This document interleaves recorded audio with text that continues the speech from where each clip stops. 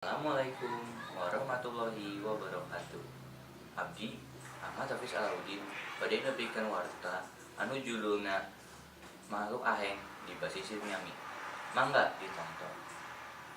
Dina dinten Senin 24 Agustus 2016, Balaria Lokal Basisir Miami akhirna tiasa kajabi serta mimiti ngabersihkeun rorodan ti puing-puing anu kancur alasan badai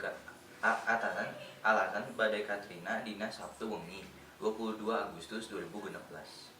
Wanci wargi keur rarepot ngabersihkeun serta ningkahkeun puing-puing. Salah sahiji wargi nyaeta Stephen Dunker, umurna 32 tahun, mendapatkan kaahengan dina salah sahiji puing anu terdampar di basisir Miami.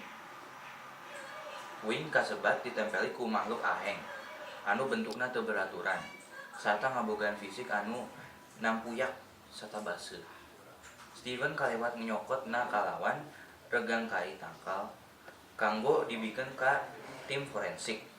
Kalewat ditujukeun ke laboratorium pangdeukeutna kanggo dibikeun nyaho apakah makhluk tersebut.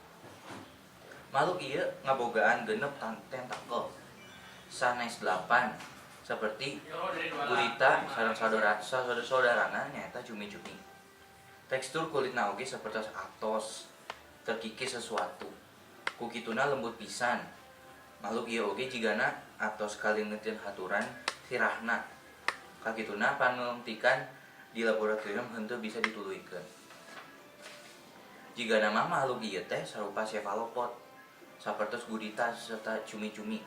Nanging kondisinya teh atos hancur dimargikeun badai Katrina anu kejem pisan kaliwat kabawa ka basisir Miami. Stephen oge tiasa sakedik rumaos bungangan margi henteu berurusan kalawan makhluk ekstraterestrial anu aheng. Sakian ti abdi, menta hapunten lamun aya kalebatan sangkeut. Wassalamualaikum warahmatullahi wabarakatuh.